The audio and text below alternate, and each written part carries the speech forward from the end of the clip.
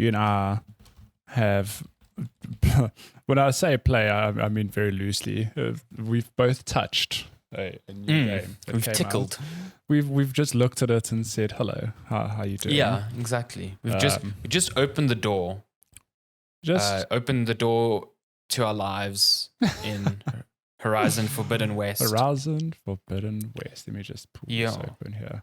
So I think both of us actually only really got going with this last night, very briefly. And we're both playing on PS5. So yeah, I mean, what I can say briefly is that this game is fucking gorgeous. It's I mean, so I think you and I, only really played the first hour, so we're very much in tutorial land. If you're watching listening or watching the podcast on YouTube, this is, the opening area. They're basically teaching you how to do stealth kills and how to track enemies and, the stuff you did in the first game.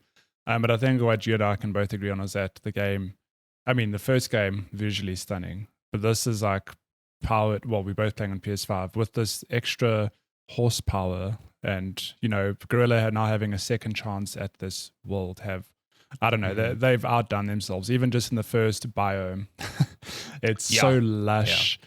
There's so much detail. I mean, look at all the greenery, the lighting. It's what a visual showpiece for the PlayStation. And I think I haven't played on PlayStation 4 myself, but I think given how old that hardware is, the fact that it runs on there is still apparently it runs pretty well there. Actual sorcery, it's kind of incredible, and I think it's just the first Horizon was the first game on Guerrilla's Decima engine, and then that was used in Death Stranding afterwards. Yeah. And I'm sure they learned a lot from that process because obviously they were, providing support to Kojima Productions throughout. And, Death Stranding is an equally gorgeous game with loads of open world details. So I assume they've made strides forward in terms of what the engine can do in that regard. Yeah. And on top of it, Death Stranding was really well optimized. Yeah. Especially when it came to PC, the level of scaling you could do with it was quite impressive. So maybe that's really helped, the PS4 versions as well here. So it's really cool. And you're right. It is the, it's lush. Firstly, it's colorful, but it's also just the staggering denseness of the detail. There is so much happening on every screen. If you just pause and pan the camera, it's incredible. I mean, yesterday, I don't have this recorded, but on my Twitter feed, I shared a screenshot where I was like, let me just mess around with the photo mode. For starters, you can zoom in real close in that photo mode without losing the detail. And then just by pure chance, the foliage that I had behind Aloy just had a car. It was there, a whole rusted car. I was like, damn. The level of detail in this game is just, it's insane. So very excited. The screenshots I've seen from this game, especially of the character models, like Aloy coming out of the water and stuff, like the water droplets resting on paws on her face. It's really exceptional. And the intro cutscenes are really impressive. Like the facial capture is very, very convincing. And just in general, just full of details. So it is just from the first hour, just a technical showpiece and one of those where it's I'm glad I've got a PS5 type of thing. You've also got two modes to play with on PS5 at least. You got favor performance and favor resolution. I'm playing on the resolution mode because even though that's capped at 30, I think it looks super sharp at a native 4K, and I really like that. Yeah, so if you're watching the video feed, this is resolution mode. And again, it's because it's 30, it's not that buttery smooth motion. But when you're getting visuals like this without, as long as it's locked, I think that's it just works. But I will let me just switch over to I did record footage on both so people can see what the good thing here is that, when Horizon Zero Dawn launched on PS4 Pro, it also had these two modes, but the performance mode was kind of bad because it wasn't a locked 60. So it just fluctuated everywhere and was kind of gross.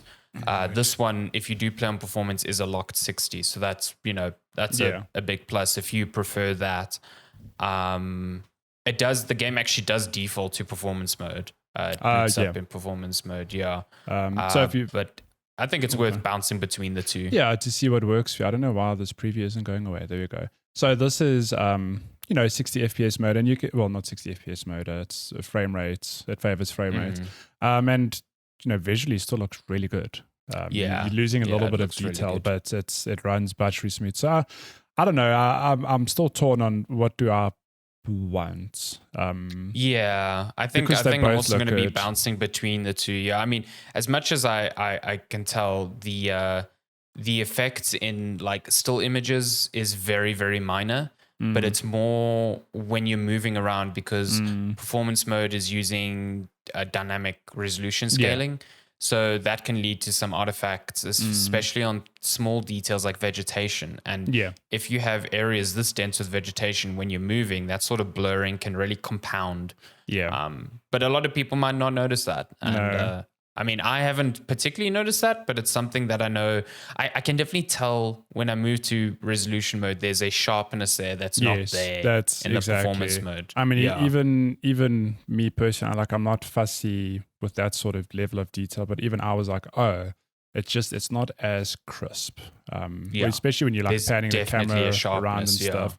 But I mean, they both look great. So they both look great. And like you said, because they both run at locked frame rates, it doesn't matter which one you go for. But like they both feel consistent, if that makes sense. The one thing I wish they did have, and this is something Ratchet and Clank did, was have a sort of middle ground and in between 40 FPS mode for people who have 120 hertz displays.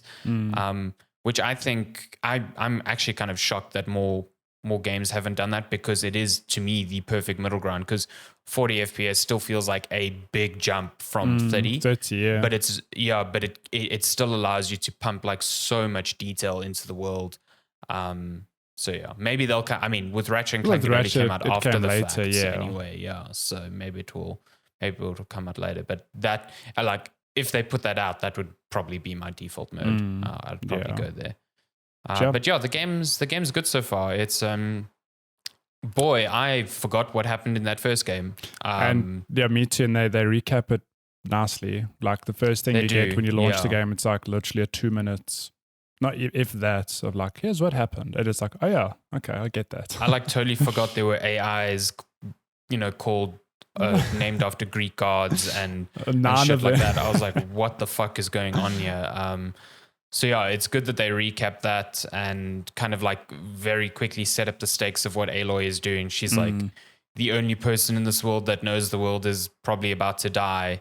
And everyone else still thinks that everything is controlled by gods and malevolent powers. And she just kind of is like, fuck, you people are stupid type of thing, what's this guy that's your companion now? What's his name? I've forgotten his name already. But she basically like outright tells him like, it's an AI, and he's like, what? She just like shattered his whole belief system. And she's like, scan some data. He's like, what's data?